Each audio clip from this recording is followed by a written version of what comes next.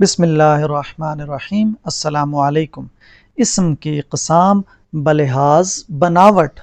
ہم جانتے ہیں کہ کسی جگہ، شخص، جانور یا پرندے کے نام کو اسم کہتے ہیں۔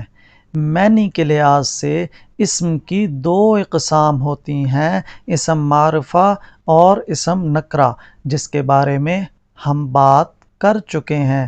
اب ہم بات کریں گے بناوٹ کے لحاظ سے اسم کی اقسام کی۔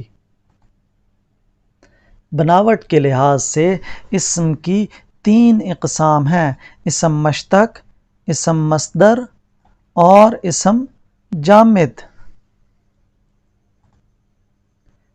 اسم جامد بناوٹ کے لحاظ سے اسم کی تین اقسام میں سے ایک قسم اسم جامد ہے۔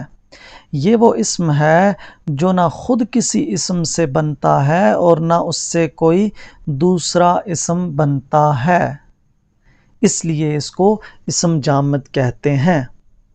اسم جامد کی مثال: لکڑی، جیسا کہ ہم کہہ چکے ہیں، جو نہ خود کسی سے بنتا ہو اور نہ اس سے کوئی اور اسم بنتا ہو، اس لیے ہم اسے اسم جامد کہتے ہیں۔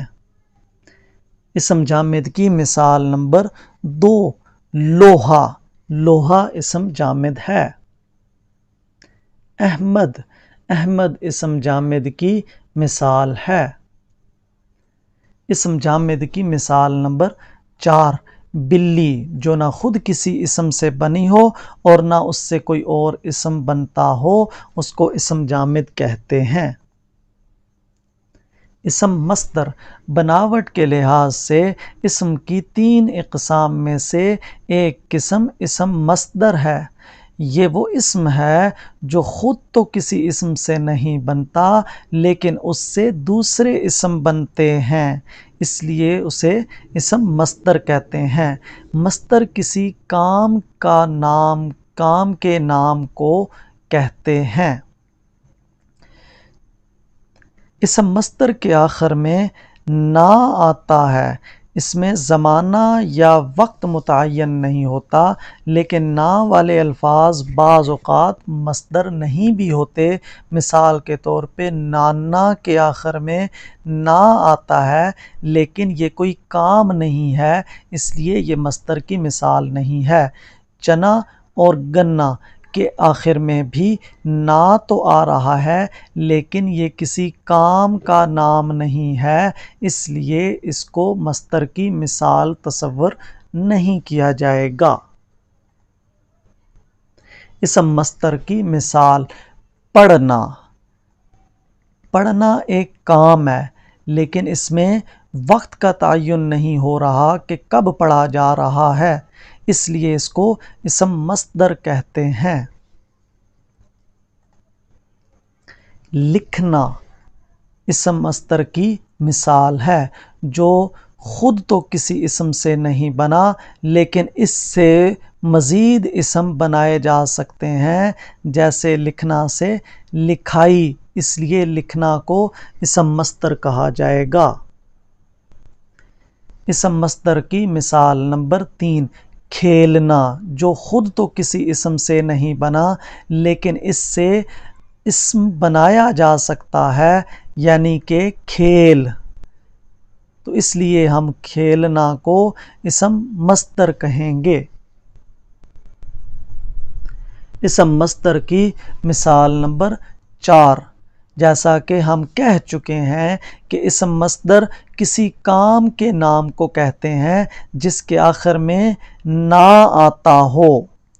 تو جیتنا ایک کام بھی ہے اور اس کے آخر میں نا بھی آ رہا ہے، اس لیے ہم اسے اسم مصدر کہیں گے۔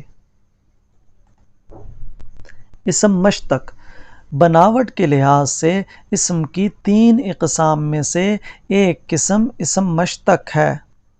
یہ وہ اسم ہے جو کسی مصدر سے بنتا ہو۔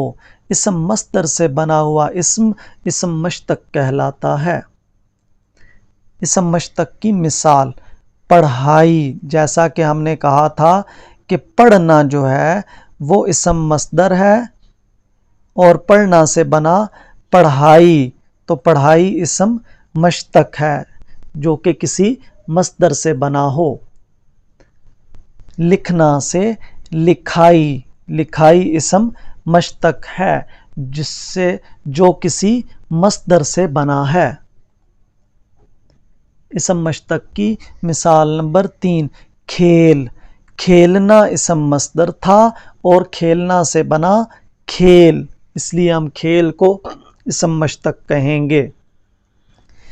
جیت اسم مصدر تھا جیتنا، جیتنا سے بنا جیت، جو کسی مصدر سے بنا ہو اسے اسم مشتق کہتے ہیں۔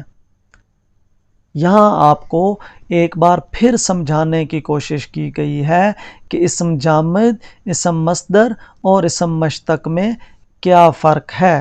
اسم جامد نہ کسی سے بنتا ہے اور نہ اس سے کوئی اور اسم بنتا ہے، جیسا کہ لکڑی اور لوہا۔ مصدر کسی اسم سے نہیں بنتا لیکن اس سے مزید اسم بنائے جا سکتے ہیں، جیسا کہ جیتنا، جیتنا سے بنایا جا سکتا ہے جیت، اور لکھنا سے بنایا جا سکتا ہے لکھائی۔ اسم مشتق جو کہ کسی اسم سے بنا ہو، کسی مصدر سے بنا ہو، اسے اسم مشتق کہتے ہیں، جیسا کہ جیت اور لکھائی۔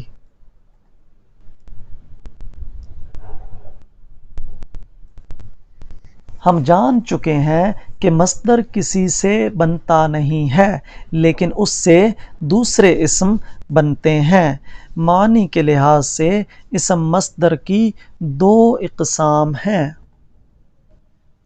مصدر متعدی اور مصدر لازم، جن کے بارے میں ہم آئندہ لیکچر میں پڑھیں گے۔